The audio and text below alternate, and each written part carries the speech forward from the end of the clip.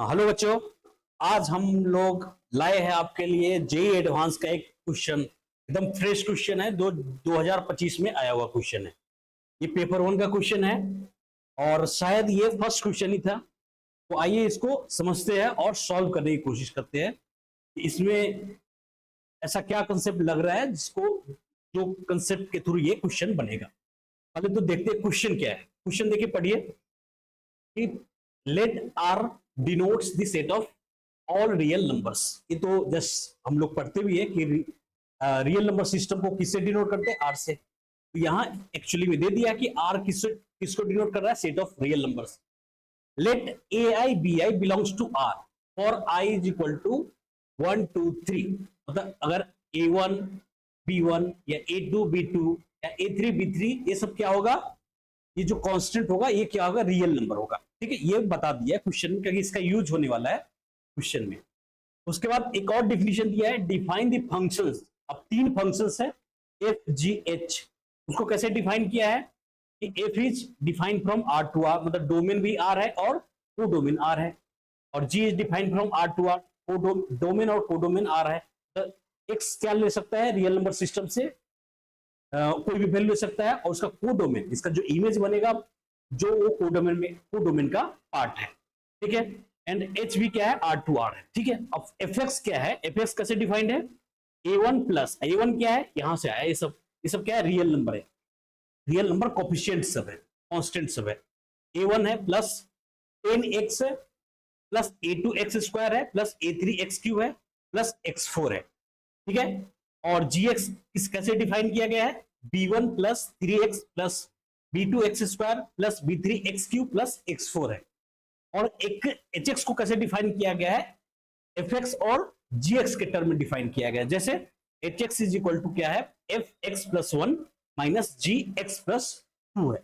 ठीक है, अब ये सब क्या है? x प्लस 1, मतलब x को रिप्लेस करेंगे x प्लस 1 से, तो मेरा जो फंक्शन आएगा वो पहले वो लिखेंगे यहाँ पे, और फिर जी एक्स प्लस 2 कैसे आएगा?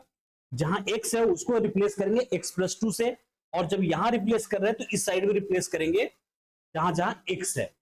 तो उसके बाद जो फंक्शन बनेगा, जो एक्सप्रेशन बनेगा, वहां यहां सब्ट्रैक्ट करना है, और आफ्टर सब्ट्रैक्शन के बाद जो फंक्शन आएगा, जो एक्सप्रेशन आएगा, वो मेरा क्या होगा? hx होगा। ठीक है, इस बात को समझ गए आप? पूछा जा रहा है यहाँ पे, अब यहाँ पे एक और डाटा दे दिया है, बोल रहा है कि fx is not equal to gx। मतलब और क्या दिया उसके बाद? For every x belongs to R. मतलब कोई भी x लेंगे ना, कोई भी वैल्यू ऑफ x लेंगे, उस x के वैल्यू पे fx का जो वैल्यू आएगा, जो फंक्शन f का जो वैल्यू आएगा और जो फंक्शन g का वैल्यू आएगा, वो इक्वल नहीं होगा। रियल नंबर सिस्टम में कोई भी मतलब कहने का मतलब इक्वल नहीं है, इक्वल नहीं है, ये बात ये बताना चाह रहा है। ठीक है, इसका एक तरह से हम यूज करेंगे सॉल्यूशन। अब इसका मतलब क्या है वो आगे के सॉल्यूशन में देखते हैं।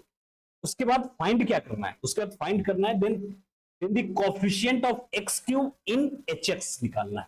अब मतलब ये पहले तो इसको hx का सॉल्व करेंगे, सिंप्लीफाई करेंगे, hx को सिंप्लीफाई करेंगे, उसमें ढूंढेंगे कि x स्क्वायर का x क्यूब का कोएफिशिएंट क्या है, वही मुझे आंसर देना है। ठीक है, आइए सॉल्यूशन पार्ट पे आते हैं। तो अब इसमें क्या है? इसमें ये लॉजिकल आईटी का क्वेश्चन है, एडवांस का क्वेश्चन। तो इसमें ज्यादा क्या है? इसमें कैलकुलेशन पार्ट नहीं है, ये कंसेप्चुअल है। कंसेप्चुअल है, आपको कंसेप्ट पहले तो समझना होगा कि इसका मतलब क्या है। जो डाटा दे रखा है उसका एक एक डाटा का मतलब क्या है, और हम कैसे यूटिलाइज कर सकते हैं, कौन सा कंसेप्ट अप्लाई करेंगे जिसके बेसिस पे ये क्वेश्चन बन जाए। ठीक है, देखो अब क्या दे रखा है, ये डाटा को यूज करना है। जो ये सब चीज तो जनरल दे दिया कि डिफाइन किया गया ऐसे ए i b i belongs to आई है, और डिफाइन द फंक्शन, ये सारा चीज तो ये मेन यहाँ पॉइंट क्या आ रहा है? मेन यहाँ पॉइंट आ रहा है, मेन यहाँ पॉइंट आ रहा है मेरा, ये जो चीज है ना, ये जो चीज है इसका पॉइंट आ रहा है कि f x is not equal to g x for every x belongs to are.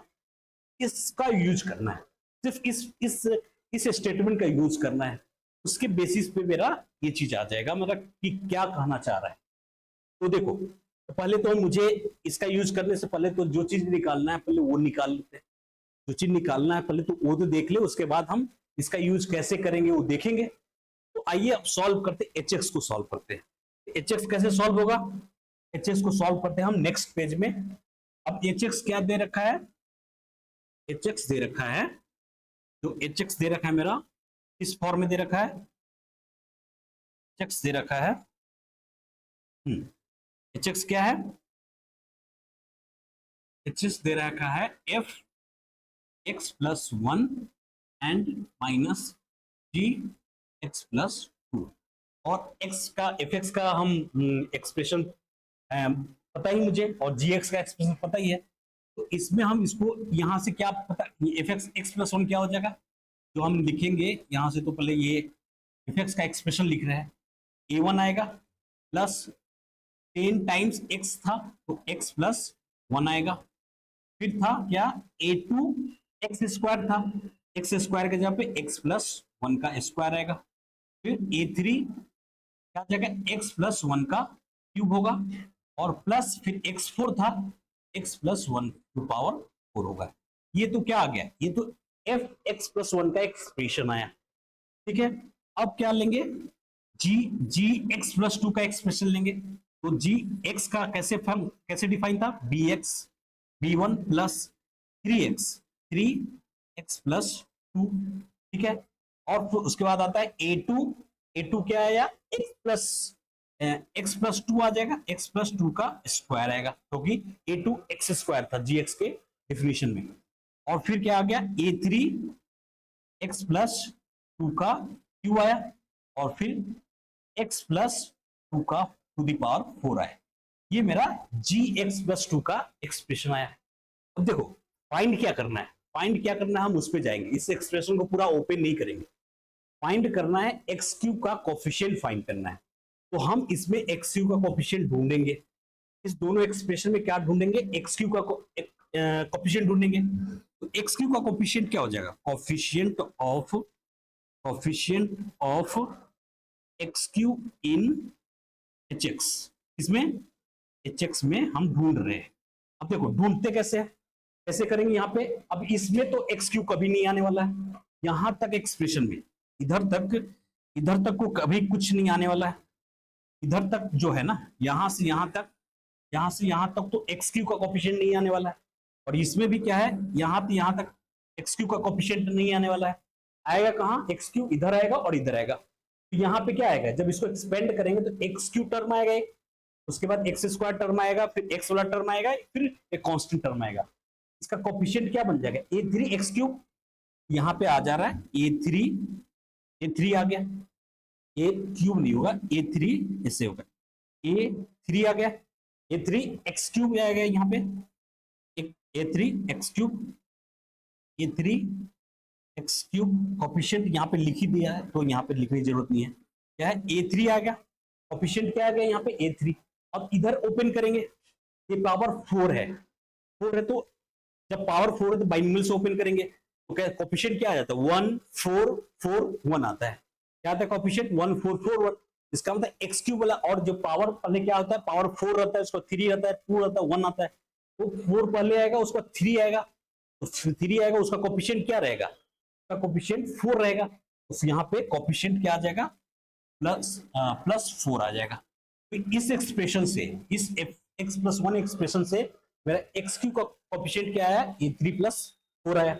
अब यहाँ देखते हैं, यहाँ माइनस टर्म है, तो यहाँ भी देखेंगे ए थ्री एक्स क्यूब क्या आ जाएगा, ए थ्री, यहाँ पे ए थ्री नहीं है, बी, ओके, यहाँ पे एक मिस्टेक हुआ है, यहाँ पे जो कोफिशिएंट है, जो नो कोफिशिएंट, ये सब क्या है, ये कोफिशिएंट सब है बी थ्री बी टू है, ये कोफिशिएंट क्या है, बी टू है, कोफिशिएंट ए है, बी टू है, और ये कोफिशिएंट है मेरा, ये कोफिशिएंट है बी थ्री है, b three x plus two का होल क्यूब।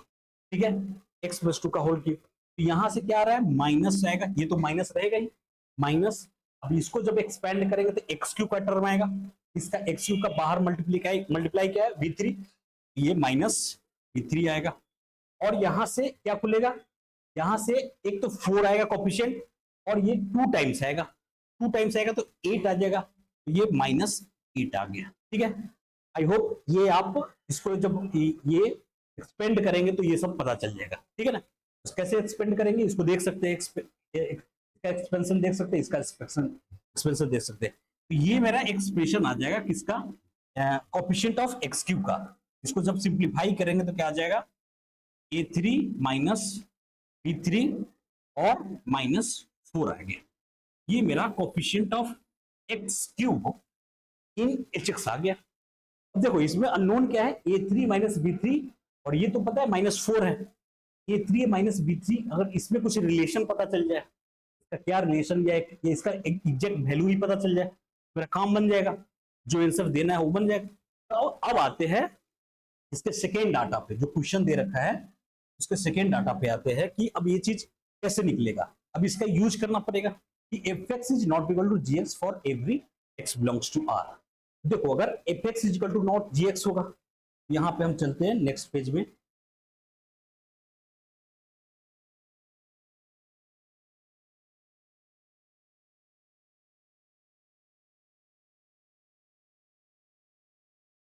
ये आगे मेरा hx इतना, और हम सेकेंड पेज में, ओके थर्ड पेज में चले गए थे। देखो अब मुझे चाहिए, अब क्या दिया है, fx is not equal to gx है, क्या है, for every, for all x belongs to r, ये स्टेटमेंट दे रखा है।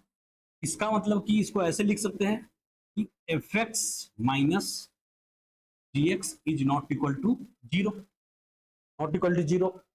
तो इसको जब हम अरेंज करेंगे, fx को जब लिखेंगे, ये क्या आ जाएगा, fx में जब इसको जो गिवन है fx और gx को लिखेंगे, मेरा आ जाएगा a1 plus 10x plus a2 x square plus a3 x cube plus x4 आ गया।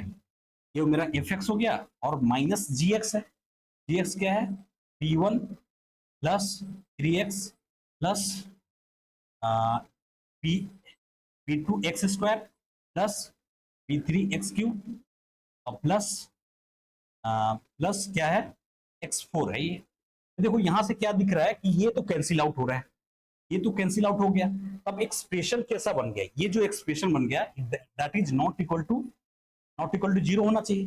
अब ये एक्सप्रेशन अगर देखा जाए, ये एक्सप्रेशन देखा जाए तो ऐसा कुछ बन गया, a3 minus b3 x cube बन गया, और फिर एक्स स्क्वायर का कोफिशिएंट क्या आ जाएगा, a2 minus b2 x square, और फिर क्या बन गया, 10x माइनस 3x हो जाएगा प्लस 7x, और फिर a1 minus a2 plus a1 minus b1 not equal to 0 होना चाहिए। देखो ये क्या बोल रहा है कि क्यूबिक इक्वेशन, अब ये क्या है, क्यूबिक पॉलीनोमियल इक्वेशन है, cubic equation not equal to 0 होना चाहिए, नॉट इक्वल टू 0 है, ये कब होगा, तो हम जानते हैं कि एवरी क्यूबिक इक्वेशन क्या है, every cubic equation has at least one real roots, at least one real root तो होगा ही। यहां पे बोल रहा है कि ये क्यूबिक इक्वेशन है और नॉट इक्वल टू 0, ये कब हो सकता है, ये नॉट इक्वल टू 0, इसका मतलब क्यूबिक इक्वेशन है ही नहीं। क्यूबिक इक्वेशन होगा तो एटलीस्ट वन रूट जो आएगा जिसको 0 कर देगा, जिस x पे ये पूरा होल एक्सप्रेशन क्या होगा, 0 होगा। यहाँ पे पहले क्वेश्चन में दे रखा है नॉट इक्वल टू 0 होगा, नॉट इक्वल टू 0 कब होगा, ये नॉट इक्वल टू 0 कब, एक क्यूबिक इक्वेशन नहीं होगा, एक क्वाड्रेटिक टाइप होगा। तो ये चीज मेरा ये चीज क्या, ये चीज क्वांटिटी क्या हो गया, 0 हो गया। इससे क्या पता चला कि a3 is equal to b3 होगा, तभी ये 0 होगा, ये एक्सप्रेशन क्यूबिक नहीं रहेगा। तब ये आ गया a3 is equal to b3, मुझे a3 is equal to b3, a3 b3 में एक रिलेशन आ गया पता। अब जो निकालना था, अब यहां देखो, अब ये चीज अगर ये क्यूबिक नहीं होगा तो क्वाड्रेटिक होगा। क्वाड्रेटिक नॉट इक्वल टू 0 कब होगा, जब डिस्क्रिमिनेंट लेस देन 0 होगा, मतलब इमेजिनरी रूट्स देगा, तो हमेशा वो एक्स एक्सिस के ऊपर रहेगा या फिर एक्स एक्सिस के नीचे रहेगा, ऐसा होने वाला है। यहाँ पे तो ये जो डाटा है ना, ये कोफिशिएंट यहाँ पे चलेगा, नॉट इक्वल टू 0 हो सकता है, लेकिन जब क्यूबिक रहेगा तो नॉट इक्वल टू 0 नहीं होगा, क्योंकि every cubic equation has at least one real roots. ठीक है, तो उसके बेसिस पे क्या हो जाएगा, मेरा a3 is equal to b3 होगा, क्योंकि इसको क्यूबिक नहीं होगा। अगर नॉट इक्वल टू 0 तो ये क्यूबिक इक्वेशन रहेगा ही नहीं। तो नहीं कब रहेगा, जब a3 is equal to b3 आएगा। तो एक रिलेशन पता चल गया a3 b3 से। तो मुझे निकालना क्या था, तो coefficient of x cube in hx निकालना था।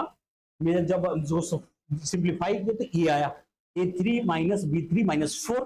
अब A3 इजकल टू B3 है, इसका मतलब ये कैंसिल आउट हो गया, जीरो हो गया, इसका कोफिशिएंट क्या हो गया, कोफिशिएंट हो गया -4। मेरा ऑप्शन कौन सा सही है, मेरा ऑप्शन कौन सा सही निकला, मेरा ऑप्शन सही निकला, ये ऑप्शन सी सही निकला।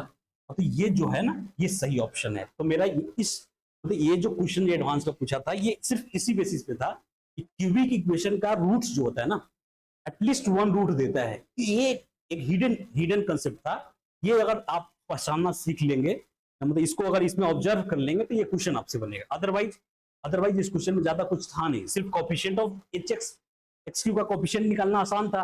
वो क्या था, A3 माइनस B3 माइनस 4 आया। लेकिन A3 और B3 अब चाहिए था डाटा में। A3 B3 में रिलेशन जानने के लिए हमको ये कंसेप्ट जानना जरूरी था कि every cubic equation has at least one real roots. और वो जो इक्वेशन आ रहा था वो नॉट इक्वल टू जीरो दे रहा था। इसका मतलब वो जो कोई इक्वेशन है क्यूबिक नहीं रहा होगा, वो क्वाड्रेटिक रहा होगा। तो क्यूबिक नहीं होगा तो उस केस में क्या हो जाएगा, A3 is equal to B3 होगा, तभी वो क्यूबिक नहीं होगा। वहां से मेरा A3 B3 में रिलेशन पता चल गया। वहां से हम निकाले कि जो एक्स क्यू का जो कोफिशिएंट है HX में, उसका कोफिशिएंट क्या निकल गया, -4।